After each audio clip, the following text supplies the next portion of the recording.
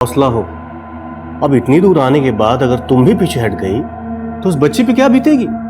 ऊपर से भले ही वो जिंदा रहे लेकिन अंदर से वो टूट जाएगी।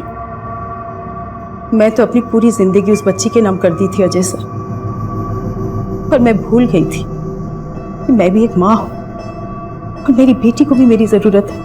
वो लोग बहुत खतरनाक हैं और उनके वजह से मेरे हस्बैंड मेरी बेटी को लेकर अपनी माँ के घर चले गए और मुझे अपनी बेटी से मिलने तक नहीं दे रहे। अच्छा एक बात बताओ, उन्होंने तुम्हारे घर पे हमला किया, तुम्हें धमकी दी, तो फिर तुमने पुलिस कंप्लेंट क्यों नहीं की? क्या फायदा, पुलिस ने अब तक क्या क्या जॉब करेगी।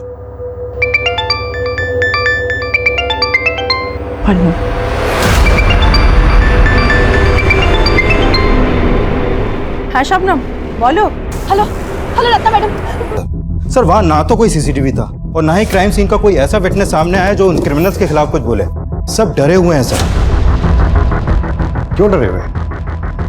उनके अंदर के डर को निकालना, उन्हें कॉन्फिडेंस में लेना भी तो हमारा ही काम है ना। चलो एक बार को मान लेते हैं कि शबनम को उन लोगों ने टारगेट बनाया जो रियाना केस में सस्पेक्ट है, लेकिन उन्होंने शबनम को 1 साल के बाद टारगेट क्यों बनाया? रियाना तो शबनम को 1 साल पहले मिली थी ना।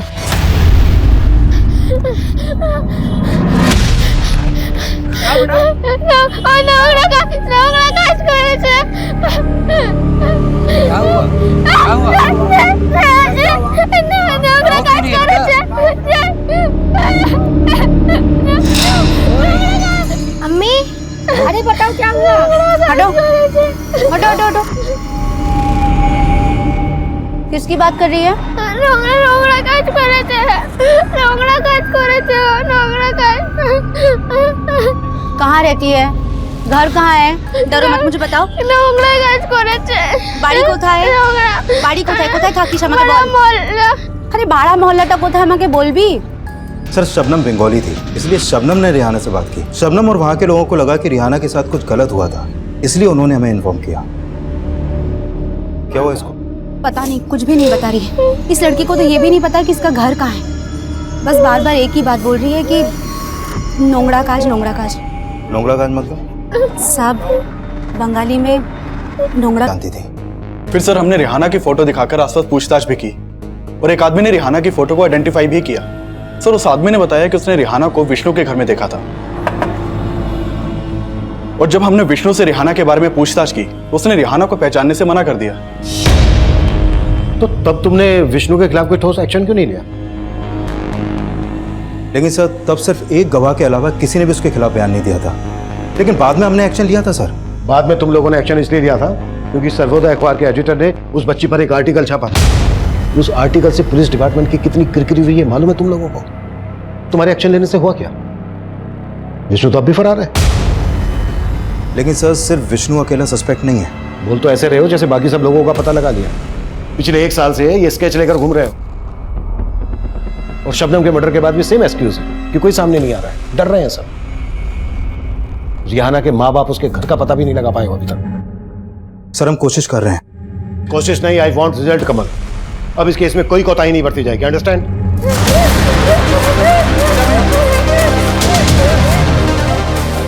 हेलो रत्ना मैडम, आपने रिहाना को जो बुक दी थी वो गुस्से में फाड़े जा रही है। हाँ सुनी थी, मैं जानती हूँ कि रिहाना मुझसे मिलना चाहती है और मैं अभी अपनी बेटी रिवा से मिलने जा रही हूँ। लेकिन मैडम रिहाना भी तो आपकी बेटी जैसी है, प्लीज एक बार आने की कोशिश कीजिए। हाँ हाँ मैं समझती हूँ, मैं टाइम निकाल के आऊँगी। ओके रिहाना, रिहाना बेटा।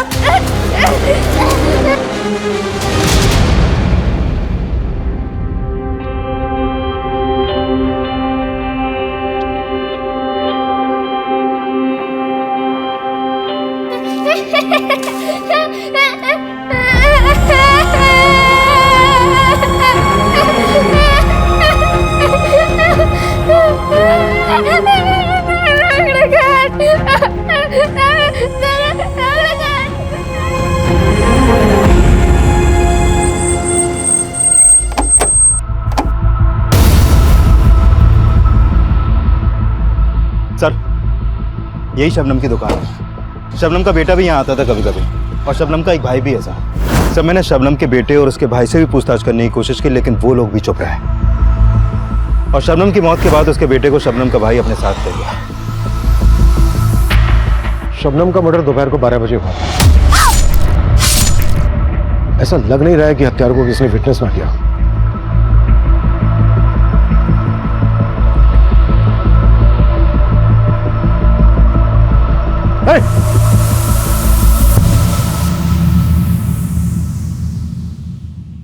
तो मुझे देख के ऐसे अचानक जाने क्यों लगे? क्योंकि मुझे मालूम है साहब, आप वही सब पूछेंगे और मैं कुछ नहीं जानता। आपको देखकर ऐसा लग नहीं रहा है कि आप कुछ नहीं जानते। देखिए, आपको डरने की जरूरत नहीं है, आपकी हिफाजत की जिम्मेदारी हमारी है। तुम लोग यहीं पे वेट करो।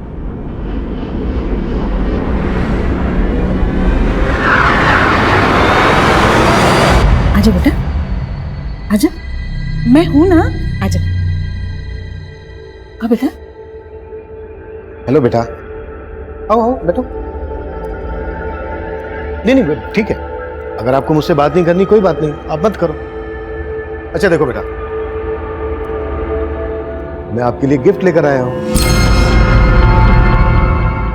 ये लो।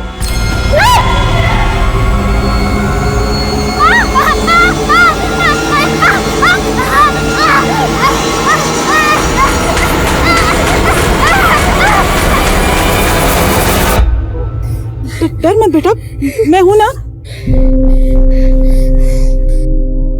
सर समझ में नहीं आया, जब मैं रिहाना से बात करने गया तो वो हमें देखकर डर के मारे भाग क्यों गई? रिहाना जब भी किसी को पुलिस की वर्दी में देखती थी तो उसकी बेचैनी और ज्यादा बढ़ जाती थी। ये इस केस का एक ऐसा रहस्य था जिसकी असल वजह तब तक ढूंढी ही नहीं गई थी। और सवाल यह भी था कि अगर रिहाना पुलिस वालों को देखकर डर रही थी तो विष्णु ने उसके साथ ऐसा क्या किया था, और वो नोंगरा काज ऐसा क्या गलत काम था जिसका रिहाना बार बार जिक्र कर रही थी। इन सवालों की सतह में कई चौंकाने वाले राज दफन थे, और हमारी सबसे बड़ी लाचारी यह थी कि पिछले 1 साल से रिहाना अपने परिवार से दूर थी, और हम चाहकर भी यह पता लगाने में नाकाम थे कि रिहाना का परिवार तब कहां था। तब हमारी इन्वेस्टिगेशन की अगली कड़ी रत्ना थी। शबनम के मर्डर के बाद रिहाना ही नहीं, रत्ना की जिंदगी भी खतरे में थी। आपके घर पर हमला हुआ था, आपकी बेटी को आपके घर पर बांध दिया गया था। हाँ सर, उन्होंने मुझे फोन पे धमकी दी थी। लेकिन मेरी टीम ने मुझे इस बारे में कुछ नहीं बताया। क्योंकि मैंने उन्हें बताया ही नहीं था। मेरा तो उन पर से भरोसा ही उठ चुका है। और क्या मैं नहीं बताऊंगी तो पुलिस का फर्ज नहीं बनता कि इस केस को हैंडल करे? बीच बाजार में शबनम का। आपको बताने से क्या फायदा? Sir, I am sorry to say, लेकिन अभी तक आप रिहाना के घर का पता नहीं लगा पाए। आप गुनहगारों को पकड़ पाएंगे? अजय जी, मैं जानता हूं आप हमारे डिपार्टमेंट के खिलाफ कुछ ना कुछ लिखते आए। सर, हमारा काम ही है सच्ची खबर लोगों तक पहुंचाना, और वैसे भी इस केस में पुलिस ने एक्शन मेरे खबर के बाद ही लिया था, और इस खबर के बाद ही रिहाना का मेडिकल टेस्ट करवाया गया था। हाँ सर, इससे पहले तो पुलिस ये तक नहीं मान रही थी कि उस बच्चे के साथ नोंगरा काज, यानी कि she was raped several times. उस बच्ची ने हिंदी तक नहीं बोल पाती, और उसके लिए एक ऐसा ट्रांसलेटर रखा गया है जो कि उसे कभी समझ ही नहीं पाया। मैं तो ह्यूमैनिटी ग्राउंड से अपने कॉलेज से शेड्यूल निकाल कर उस बच्ची के लिए ट्रांसलेटर बनी। আমি 15 दिन ধরে विष्णुर घरे ছিলাম। ये बोल रही है कि 15 दिन से ये विष्णु के घर पे रह रही थी और उसके आप बीती को समझी और उसके बिहाफ में कोर्ट में हियरिंग में शामिल हुई। मिलॉर्ड, सबसे पहले मैं कोर्ट का शुक्रिया अदा करूंगा कि उन्होंने रत्ना को रिहाना के बिहाफ पर ट्रांसलेटर नियुक्त करने की इजाजत दी।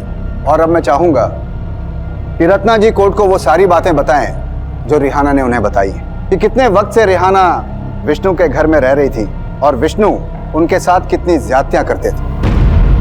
सर, रिहाना ने मुझे बताया कि वो करीब 15 दिन से विष्णु के घर रह रही थी, और उसने मुझे ये भी बताया कि विष्णु उसके साथ रोज कई बार रेप करता था।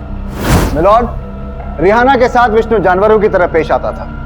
वो रिहाना का सिर्फ रेप ही नहीं करता था, बल्कि उसके बदन को नोचता था, खसोटता था, जिसकी गवाही रिहाना की ये मेडिकल रिपोर्ट दे रही है। Objection my lord, Rihana Vishnu के साथ सिर्फ 15 दिन के लिए रही थी, लेकिन उसकी मेडिकल रिपोर्ट से ये बात भी सामने आई है कि रिहाना का कई महीनों से रेप किया जा रहा था, सिर्फ 15 दिनों से नहीं। इससे ये साबित नहीं होता कि विष्णु जी ने ही उसका रेप किया है। और गौर करने वाली बात यह है माय लॉर्ड कि जब रिहाना का मेडिकल टेस्ट हुआ तो उसके शरीर से विष्णु का कोई भी डीएनए सैंपल नहीं मिला। और ऐसा इसलिए हुआ मिलॉर्ड कि पुलिस ने रिहाना का मेडिकल करवाने में देर की। और अगर विष्णु ने ऐसा कुछ किया ही नहीं तो फिर इसने झूठ क्यों कहा? इसने पुलिस को इनकार क्यों किया कि रिहाना को ये जानता तक नहीं था? मैं तो इसे नहीं जानता सर। क्योंकि मेरे क्लाइंट डर गए थे माय लॉर्ड, क्योंकि उन्होंने रिहाना को सिर्फ कामकाज के लिए रखा हुआ था। आप बताएंगे कोर्ट को कि आपको रिहाना से किसने मिलवाया था? आफ्ताब। माना कि मैंने पहले झूठ बोला था, लेकिन आफ्ताब ने मुझसे सबसे बड़ा झूठ बोला जब वो रिहाना को मेरे घर पे लेकर आया था। सेठ, झाड़ू पोछा बर्तन घर का सारा काम जानती है। पगार कितना लगी?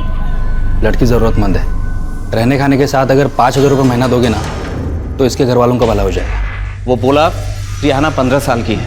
सर, मैंने तभी आफ्ताब को 5,000 रुपये एडवांस भी दिया था, लेकिन बाद में उसने मुझे ब्लैकमेल करना शुरू कर दिया। ब्लैकमेल?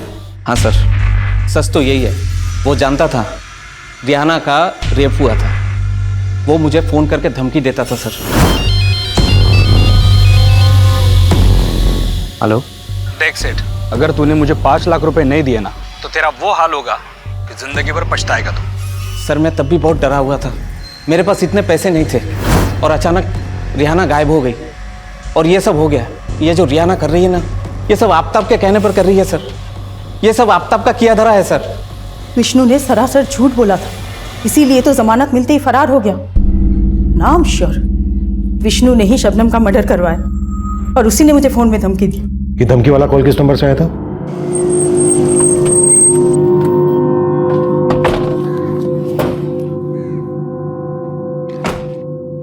पाटिल, इस नंबर की डिटेल निकालो। सर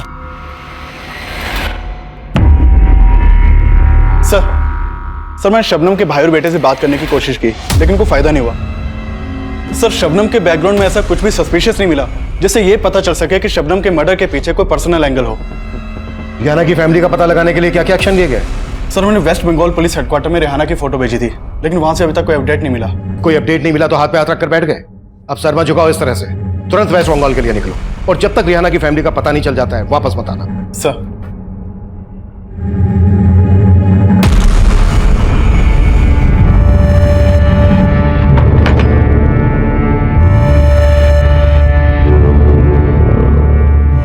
और कितने दिन यहाँ रखोगे मुझे? यहाँ से निकलेगा तो मौत मिलेगी। इतनी जिंदगी बची है ना, जी ले आराम से।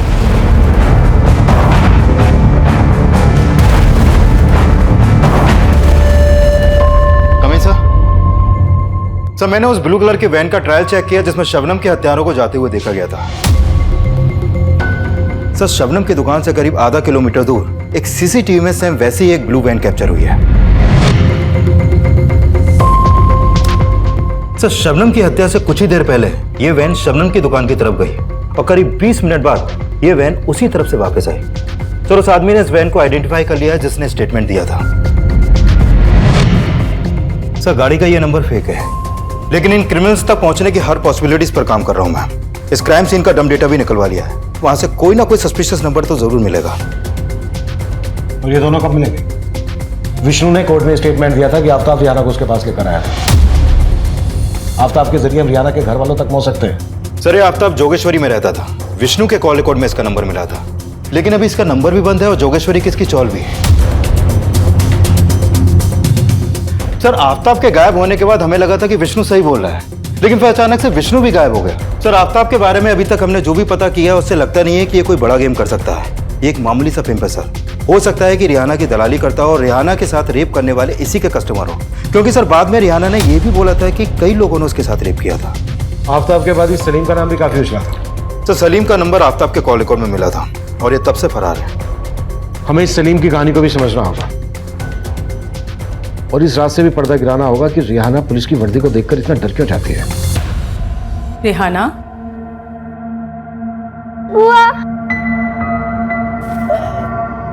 কোথায় ছিলে?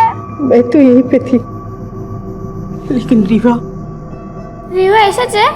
नहीं बेटा, रीवा तो नहीं आई है, पर एक अंकल आए हैं, तुमसे कुछ बात करना चाहते। बेटा, अंकल सलीम के बारे में जानना चाहते हैं। बोलो तुम्हें तो क्या আপুর কাছে নিয়ে যাবে? বলো সোনা। আমি গ্রামে ছিলাম, ये गांव में थी, অনেক খুশ ছিলাম। बहुत खुश भी थी। আর তখনই প্রথমবার আমি সালিম ভাইজানকে দেখেছি। और तभी ये पहली बार सलीम से मिली। খাবো ছেড়ে দেব। बहुत मीठा गला है रिहाना का, एकदम मुंबई के लिए बना हुआ है। तो ऐसे बोल रहा है जैसे इसको गवैया बना देगा। वो हमारा इतना पहचान का, लेकिन मुंबई में हम अच्छा काम दिलवा सकते हैं। अपने यहाँ का तमाम लड़की हैं जो लोगों के घरे में चौका बर्तन करती हैं, बहुत पैसा भेजती है अपने अपने घर। वो तो है, लेकिन मेरा दिल नहीं मानता रिहाना को इतना दूर भेजने के लिए। सोच लो, घर में खाने के लाले पड़े, 2 वक्त का खाना नसीब हो जाएगा। সত্যি ভাইজান আমি बहुत পয়সা কামাবো। हाँ रिहाना, बहुत पैसा कमाओगी तुम। আব্বু আব্বু আমাকে পাঠানো মুম্বাই, আব্বু আমি অনেক পয়সা কামাবো। तो मुंबई सब ठीक हो जाएगा। कुछ ठीक नहीं होगा। আমাকে ঘরে নিয়ে যাও আব্বू, अब्बू सब ठीक करेगा। हमारा अब्बू आएगा, सब ठीक करेगा। हमारा अब्बू को नहीं आओ। पुलिस वाले सभी न जाने कितने गुनहगार है उसके। पुलिस तो उसका रहने का सही इंतजाम तक नहीं कर पाई। उसे एक ऐसा एनजीओ में रखा गया जहाँ पे काम करने वाली औरतें तक उसे मॉलिश करती थी। और जब रिहाना ने ये सब कोर्ट में कहा तो उसे किसी तरह इस एनजीओ में लाया गया।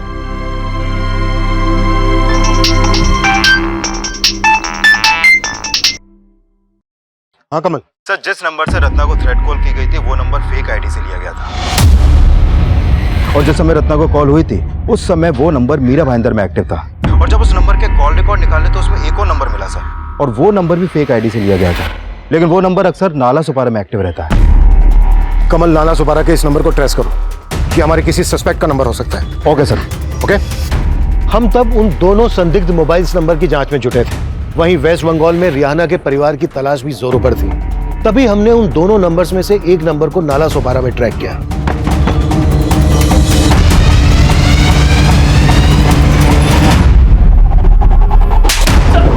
साहब मैंने कुछ नहीं किया।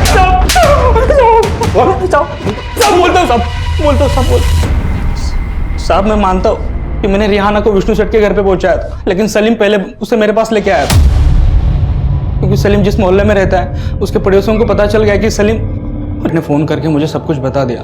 तो साहब मैं डर गया और गायब हो गया। लेकिन विष्णु तो बोल रहा था कि तू उसको ब्लैकमेल कर रहा था, और रिहाना ने वही किया जो तूने उससे करने के लिए कहा था। झूठ बोल रहा था साहब। इस वक्त विष्णु कहाँ है? मालूम नहीं साहब।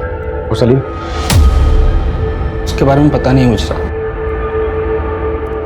इस नंबर से तुझे कॉल कौन करता था? सलीम। वो कौन लोग? तू वहां आराम से दारू पी रहा है और मैं यहाँ पे वड़ा पाव खा खा के पक गया हूँ।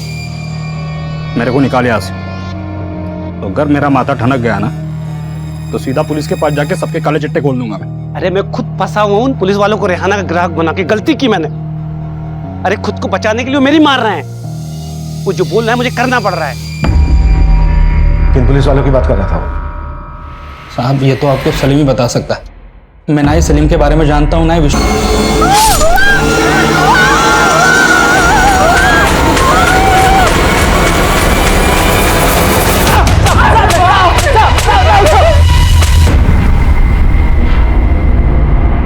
बोलो, किसके कहने पर हमला किया था? पाटिल, जब तक ये मुंह ना खोले ना, हाथ रुकना नहीं चाहिए।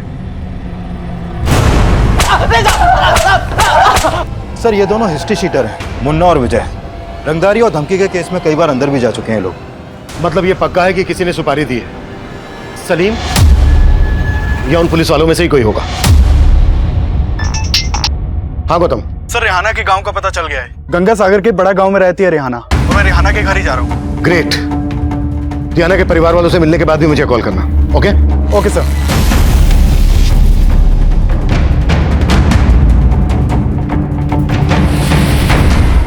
हाँ, रेहाना हमारी बेटी है, लेकिन हम उसे यहाँ नहीं ला सकते। अब होने दीजिए उसकी किस्मत में जो है। आपको जरा भी अंदाजा है कि आपकी बच्ची किस हालात से गुजर रही है? और आप उसे यहाँ घर पे नहीं लाना चाहते।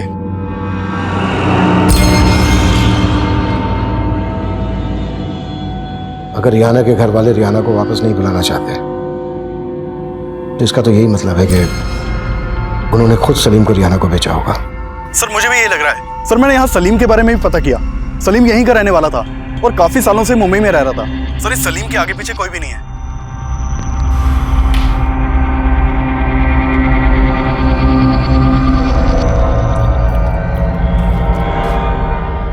হ্যাঁ গো, কেমন বাপ তুমি? अपने बेटी से ही पालना झाड़ लिया। अम्मी बोलती बस अब इस घर में रेहाना का जिक्र नहीं होगा। जाओ काम करो अपना।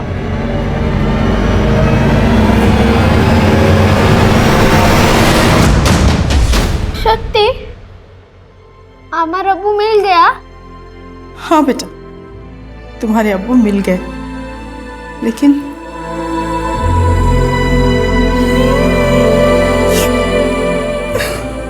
কেঁদো না। তুমি इसलिए रो रहा है ना कि आमी छेड़े चला जाएगा? हाँ बेटा, मैं इसलिए रो रही हूँ। तुम मुझे छोड़ के चली जाओगी ना? ना ना, आमी আমার अब्बू के पास तुम्हाके নিয়ে जाएगा। आमी तुम्हें साथ रहेगा।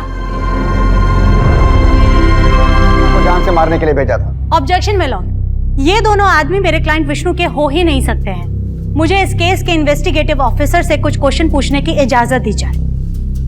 इजाजत है। मुझे नहीं लगता कि इन दोनों हमलावरों ने आप जैसे ऑफिसर के सामने अभी तक अपना मुंह नहीं खोला होगा। ये दोनों प्रोफेशनल क्रिमिनल्स हैं, इनकी क्रिमिनल बैकग्राउंड है सर। तो कहीं ऐसा तो नहीं कि इन दोनों ने अपनी स्टेटमेंट दे दी हो और आप इनकी स्टेटमेंट को दबा रहे हैं? वकील साहिबा, हमारी ऐसी कोई इंटेंशन नहीं। इंटेंशन हो भी सकती है माय लॉर्ड। ये सब उन पुलिस वालों को बचाने की चाल है जिनके ऊपर इल्जाम है कि उन्होंने रिहाना का रेप किया है और इस वक्त वो लोग फरार हैं। ये लोग अपने डिपार्टमेंट के उन लोगों को बचा रहे हैं और इन हमलावरों के स्टेटमेंट को मैनिपुलेट करके, घुमा फिरा करके कैसे भी मेरे क्लाइंट विष्णु को दोषी साबित करने पर लगे हुए। ऑब्जेक्शन मिलॉर्ड, ऐसा कुछ भी नहीं है। जबकि आफ्ताब ने भी यही स्टेटमेंट दी है कि विष्णु उसका ग्राहक था और वो रिहाना से धंधा करवा रहा था और रिहाना को प्लांट करके विष्णु को ब्लैकमेल कर रहा था। ऑब्जेक्शन मिलॉर्ड, ये बेवजह विक्टिम पे घिनौना इल्जाम लगा रही हैं। रिहाना बच्ची जरूर थी माय लॉर्ड, लेकिन उसको अच्छे से पता था कि बंगाल से मुंबई आकर के उसको क्या काम करना है और रिहाना के अब्बू की स्टेटमेंट भी इसी ओर इशारा करती है। मैं रिहाना का अब्बू हूँ।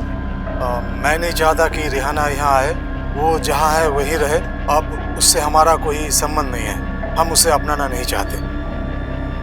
ऑफिसर, रिहाना के अब्बू की स्टेटमेंट के बाद आपने क्या थ्योरी बनाई, क्या मैं जान सकती हूँ? हो सकता है रिहाना के अब्बू ने रिहाना को जानबूझकर बेचा हो। परफेक्ट। इसका मतलब है कि रिहाना के अब्बू ने रिहाना को प्रोस्टिट्यूट बनाया और वो अपने दलाल आफ्ताब के कहने पर मेरे क्लाइंट विष्णु को ब्लैकमेल करने की साजिश में शामिल थी। जज साहब, ये सरासर झूठ है। ये रिहाना को इस तरह बदनाम नहीं कर सकते। रत्ना जी, आप रिहाना के बिहाफ में वही बोल सकती है जो रिहाना ने आपको बताया है और आइंदा से तभी बोलिएगा जब आपसे पूछा जाए। आप बैठ सकती हैं। माय लॉर्ड, मुझे लगता है कि रत्ना जी रिहाना को लेकर के इतना जज्बाती हो गई हैं कि उसको बचाने के लिए खुद घायल हो गई थी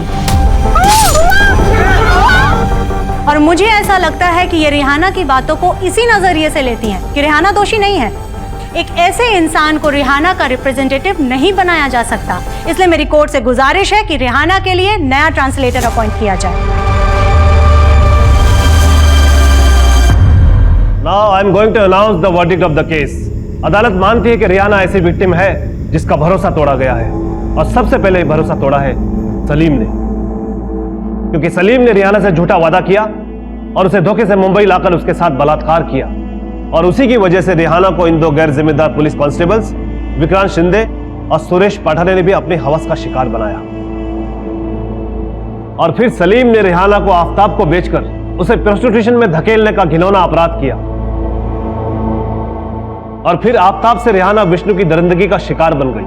विष्णु ने रिहाना का न सिर्फ बलात्कार किया बल्कि उस पर इतना जुल्म किया कि उसके बाद रिहाना वहां से अपनी जान बचाकर भाग गई और उसके बाद विष्णु को पुलिस कांस्टेबल विक्रांत शिंदे और सुरेश पाठारे ने गायब कर दिया।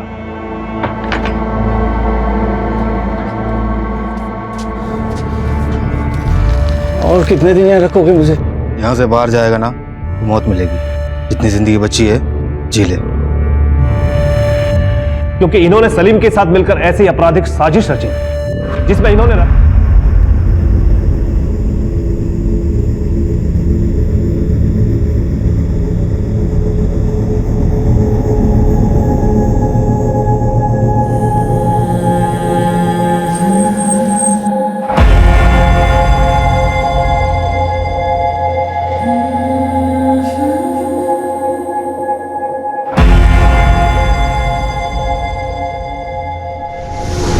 साहब, ऐसी बात नहीं है कि हम रेहाना से प्यार नहीं करते,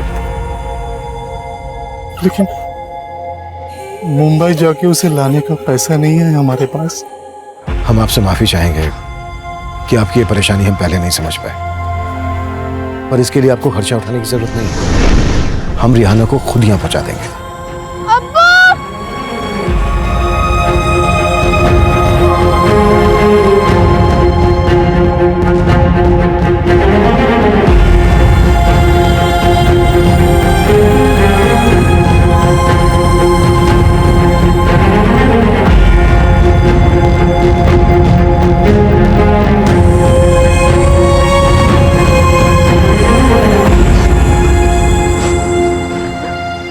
এটা তোমার জন্য। আমাকে এই চাল রত্না বুয়া দিয়েছে। रिहाना के दर्द और मायूसी को मुस्कान का मरहम मिला।